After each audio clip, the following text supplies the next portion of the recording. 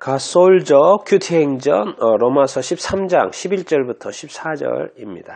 본문 읽어보겠습니다. 11절 또한 너희가 이 시기를 알거니와 자다가 깰 때가 벌써 되었으니 이는 이제 우리의 구원이 처음 믿을 때보다 가까웠음이라.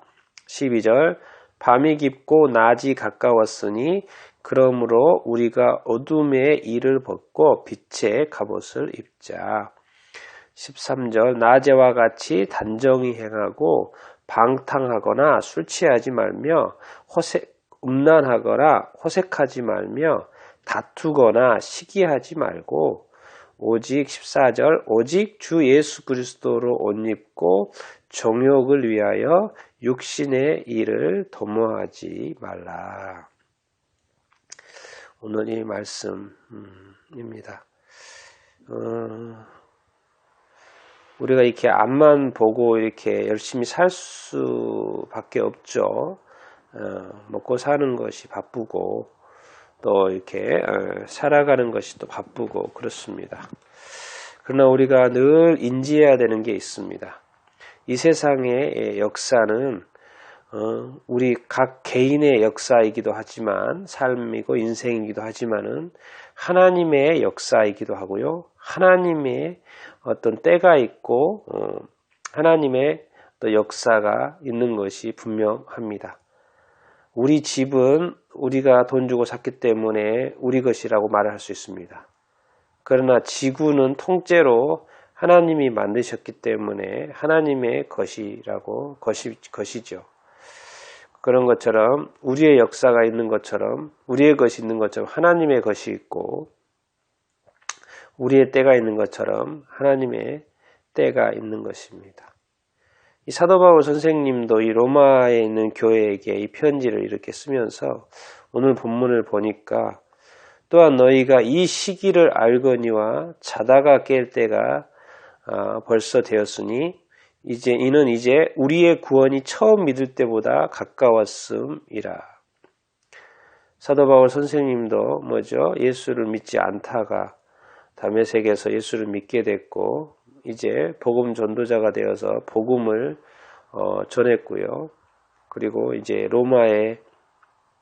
마지막에 로마에 가서 감옥에 갇혀서 있다가 또 로마에서 순교를 이렇게 하지 않습니까? 이 사도 바울 선생님의 큰 어떤 삶의 스토리인데이죠. 이런 것처럼 각 때마다 어떤 시기가 있는데 이 구원에 관련해서는 처음의 구원은 뭡니까? 우리가 예수 믿고 구원받고 세례받고 그런 거죠.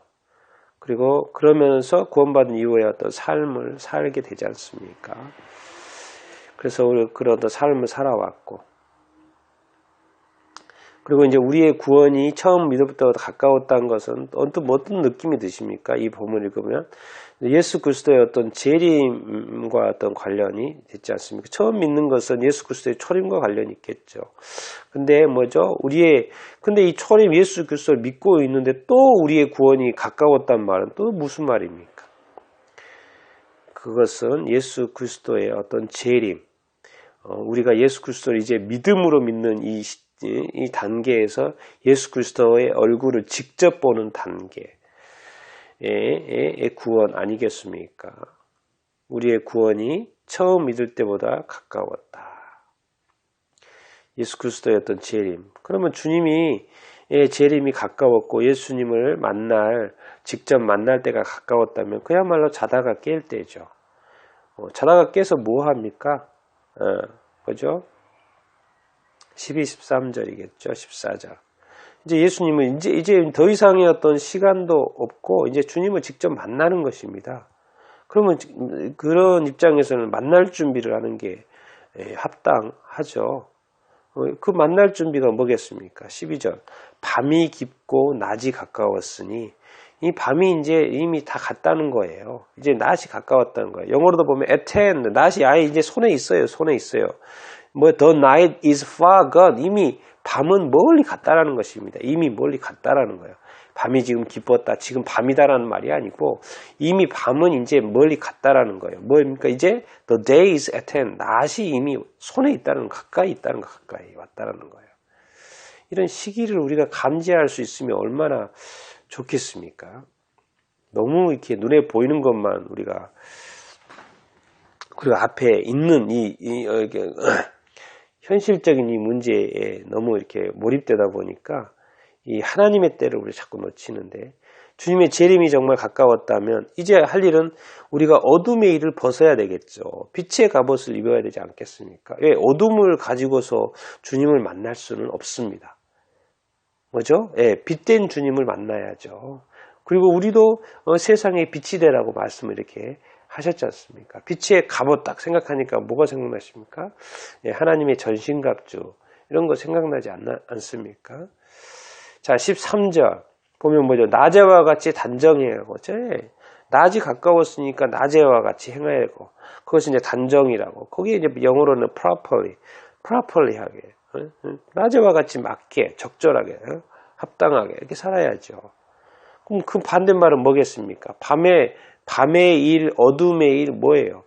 방탕하고, 뭐죠? 술 취하고, 흥청망청 술 먹고, 술잔치하고, 술 취하지 말고 방탕하고 또 술 취하지 말고 성경은 뭐라 합니까? 술 취하지 말고 뭐야? 성령 충만하라고 하지 않습니까?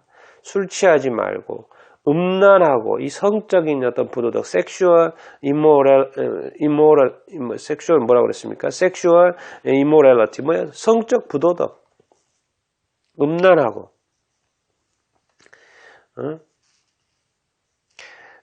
음란하고 간음하고 간통하고 뭐 이런 거 성적인 부도덕 그리고 뭐 호색하지 말고 이 성적으로 이렇게 너무 감각적 호색하지 말고 그리고 뭐 다투고라 쿼럴링 다투는 겁니다. 다투는 거 말다툼하는 거예요. 또 뭐죠? 시기하고 맨날 그 어떤 뭐죠? 시기하는 거 뭡니까? jealousy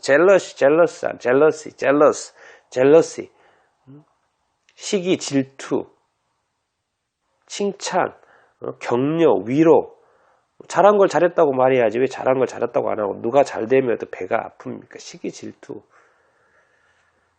주님의 것하고는 전혀 다른 것들이죠. 이 밤의 일들을 다 벗어버리라는 것입니다. 그래서 14절에 뭡니까?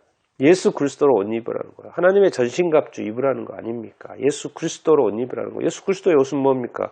거룩한 거죠. 성령 충만한 거죠. 성령 안에서 사는 거죠. 성령의 인도하심 받는 거죠. 말씀에 따라 사는 것이죠. 빛된 삶을 사는 것이죠. 선행하는 거 아니겠습니까? 사랑하는 거 아니겠습니까? 주님 다시 오시고 이제 재림이 가까웠는데 주님이 우리가 어떻게 살았는지 삶을 보실 텐데 그 삶이 예수님의 계명이 뭡니까? 새 계명이 서로 사랑하라고 했지 않습니까? 이 사랑의 열매들이 좀 있어야 되지 않겠습니까? 뭐 더 어떤 열매 차원에서도 그렇고 우리가 이런 어떤 방탕하고 음란하고 이런 것에 비해서 뭐요? 우리가 거룩한 정결한 어떤 삶을 살아가고 있는 것이 또 중요하겠죠. 뭡니까? 이렇게 살지 않으면 뭐예요? 우리는 여전히 예수님을 안 믿는 사람들에게는 이런 센스가 예수님이 다시 오신다는 센스가 없죠. 그러니까 지금에 있는 삶을 살 뿐이겠죠. 지금에 있는 삶은 뭡니까?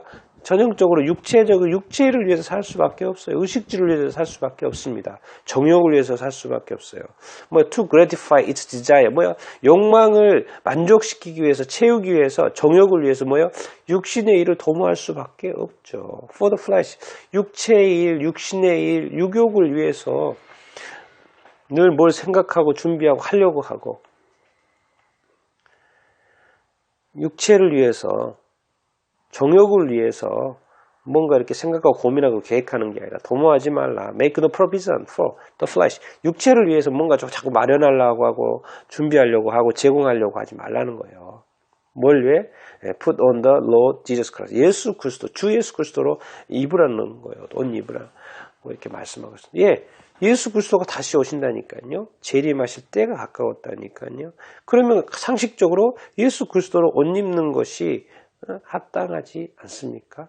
이 어둠의 일, 밤의 일, 몰래 하는 일, 남에게 밝히지 않는 일들, 가족에게 밝히지 않는 일들, 그리고 흥청망청, 뭔 일이 어떻게 될지도 감도 없고 뭐 생각도 하지 않고 이렇게 막 사는 거, 이런 걸 하지 말라는 거예요. 지금은 이 시기를 알고 그냥 자다가 깰 때라는 거, 뭐 깰 때라는 거예요. 자다가 깰 때,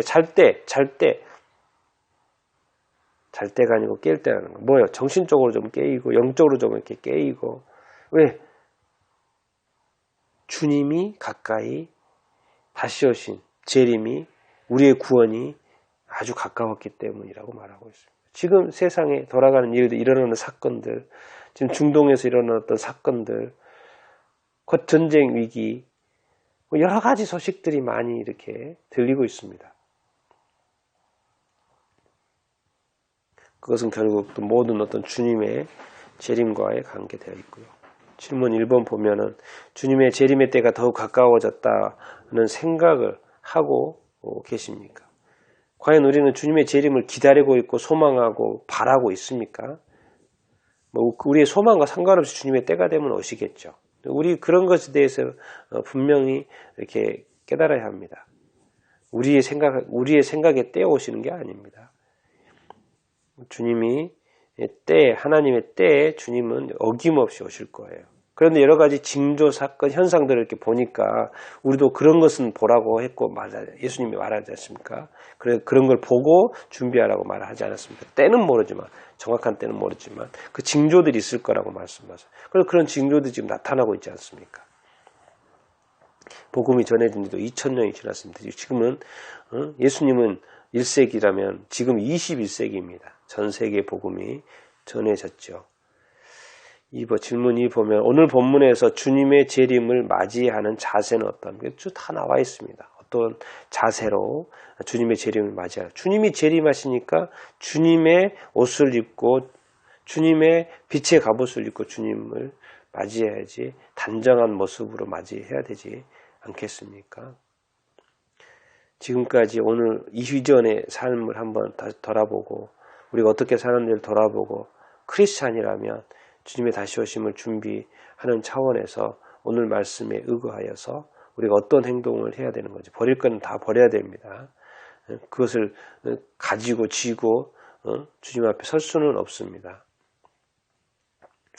맞을 자세가 분명히 나와 있으니까는 우리 자신의 삶을 돌아보고 더 이상 주님 앞에서 거룩하지 못한 것을 행하지 않게 되기를 바랍니다.